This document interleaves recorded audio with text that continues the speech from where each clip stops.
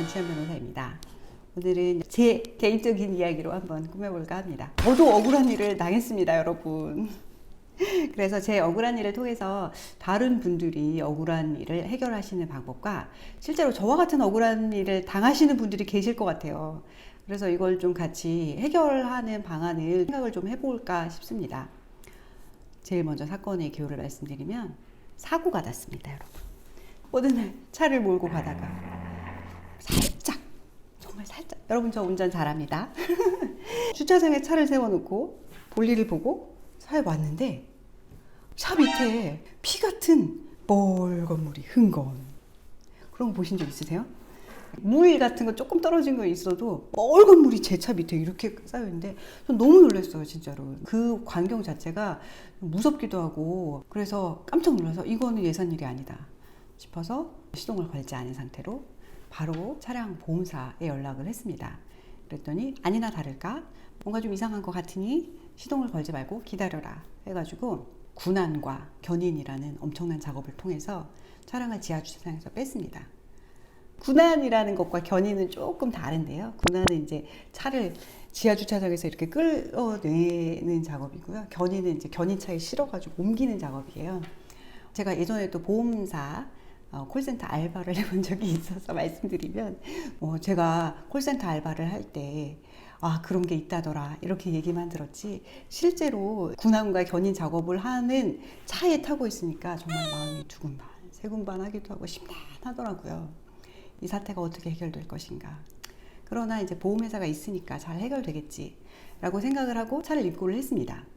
근데 알고 보니까 차에 엔진을 갈아야 된다는 거예요. 다행히 여러분, 엔진을 깨트리진 않았습니다, 제가. 근데 그 누수되었던 빨간 액이 엔진 오일 액이라고 하더라고요. 근데 엔진 오일 통이 깨져서 그거랑 연결된 엔진도 바꿔야 되는 상황이 됐다는 거예요. 보험회사 그 담당자한테 약간 원망을 들었습니다.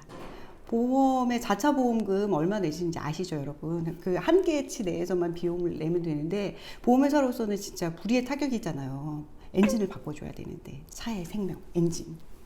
약 2주간 차를 타지 못하고 엔진 교체를 기다렸습니다. 그런데 차를 찾으러 갔다가 황당한 소리를 듣습니다.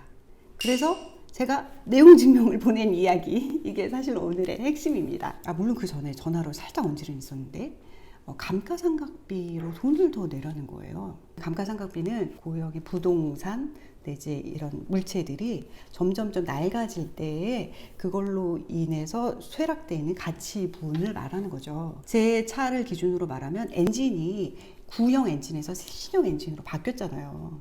신형 엔진으로 바뀌면서 이 엔진은 없어지고, 제가 원래 차 타던 차가 1년 정도 탄 차인데 1년 동안 썼던 엔진 말고 새로운 엔진을 얻으면서 신품을 얻은 거니까 1년간 소모된 엔진 상당에게 그 감가상각의 상당을 저한테 돈으로 내라는 겁니다. 차를 찾아가려면. 제가 이 부분에서 어떤 부분의 문제를 의문을 가지게 되었냐면, 제 차가 렌트차였어요. 렌트를 해서 사용하고 있었는데, 렌트 계약은 아시겠지만 매달 렌트비를 내고 사용료를 내고 그 차량을 사용하는 계약입니다. 근데 감가상각비는 엔진을 사용하면서 얻는 이익인가에 대한 의문을 제기하게 된 겁니다. 이게 손해배상이나 자동차 보험에 대해서 많이 생각 안 해보신 분들은 엔진을 파손시키는 큰 사고가 있었는데 감가상각비가 생각보다 많지 않고 다행이다 라고 생각하시고 차를 찾아오셨을 수도 있습니다. 저도 사실 살짝 고민은 했어요. 근데 아무리 생각해도 이게 아닌 겁니다. 왜냐하면 말이죠, 이게 법률적인 부분인데요. 감가상각이라는 것은 사실 손익상계라는 부분과 관련이 있어요. 손익상계의 내용을 좀 설명드리면, 내가 받은 손해와 손해를 배상받음으로써 얻는 이익을 한마디로 깝니다. 예를 들어서 설명해 드리면, 집을 제가 10년을 살았어요. 근데 똑같은 새 집을 얻었어요. 그럼 10년 동안 살았던 그 사용 가치가 있잖아요. 그거를 그냥 고스란히 생으로 새로 얻은 거잖아요. 그만큼을 돈으로 내는 거예요. 그러니까 보험회사에서도 마찬가지로 1년 동안 이 엔진을 사용했는데 또 새로운 엔진을 받았으니 1년만큼의 엔진 사용 이익을 돈으로 이제 다시 내라는 거죠. 더 새로운 엔진을 받았으니. 근데 여기서 문제가 뭐냐면 제가 소유자라면 제가 새로운 엔진을 받았으니까 문제가 없을 수 있어요. 제가 아까 말씀드렸듯이 이 차가 렌트였다니까요. 렌트는 오롯이 제 소유가 아니고요. 렌트 회사의 소유입니다. 그러면 소유자가 이익을 받는 거잖아요. 자동차의 가치가 높아지면 저는 어차피 더 좋은 차가 되든 더 나쁜 차가 되든 똑같은 사용료를 계속 부담하는 것밖에 없는데 차가 더 좋아졌기 때문에 더 좋은 차를 나한테 렌트를 해줘서 물론 내가 이익은 있지만 그것은 계약에 위반한 것이 아닌가? 내가 이런 것에 대한 고지를 받지 못했는데 이 이익은 자동차 회사가 얻는 이익이고 내가 이걸 반환해야 된다는 얘기를 들었나? 라는 의문이 제기된 겁니다. 이거는 이제 제가 자동차 보험에 대해서 오랫동안 알았기 때문에 가진 의문일 수도 있죠. 그래서 계약서를 다시 뒤집니다. 이 부분에 대해서 보험사와 자동차 공업사에 연락을 했을 때는 공장에서는 이건 보험업법에 의해서 당연히 이렇게 이루어지는 것이고 단 한 번도 보험사에서 이것을 지급한 적이 없습니다. 별 문제 없이 이루어지는 것이기 때문에 그것에 대해서는 더 이상 소비자님의 문제 제기에 응할 수 없습니다. 라고 하셨고 저는 도저히 참을 수가 없어서 이제 약관을 살피기 시작합니다. 약관법상 설명 의무라는 게 있죠. 약관의 중요한 내용은 반드시 설명하여야 하고 설명하지 않으면 계약에 편입된 것으로 보지 않는 설명 의무의 내용이 있는데 저는 이런 내용을 들은 사실이 없거든요. 그래서 계약서 다시 봅니다. 계약서 다시 보는데 계약서에 자동차 보험 그 계약 내용에 자차 부담금 50만 원 이외에 추가로 보험 사고가 발생했을 때 비용을 부담할 수 있다는 내용을 전혀 저는 고지받지 못한 것으로 확인했습니다. 그리고 또한 이 감가상각액 자체는 저의 이익이 아니다. 나는 분명히 렌트 계약을 체결할 때 일정액 상당의 렌트 비용을 물고 그것을 렌트 비용을 지급하면 렌트 회사에서는 차를 제공할 의무가 있다. 라는 내용까지가 계약 내용인데 내가 왜 감가상각 비용을 아무런 고지를 받지 않고 차량을 찾기 위해서 지불해야 하는 것이냐 이것에 대한 답변을 달라 아는 내용 증명을 준비했습니다. 왜냐하면 고객사에 전화를 했거든요. 렌트회사에. 그랬더니 그런 내용 한 번도 들어본 적이 없다고 하고 아까 말씀드렸던 보험업법을 들어서 이건 보험 약관에 의해서 소비자님이 부담하시는 것이 맞고 저희 렌트회사에서는 한 번도 이런 것에 대해서 해본 적도 없고 들어본 적도 없고 소비자님이 부담하시는 것으로 알고 있습니다. 라고 했거든요.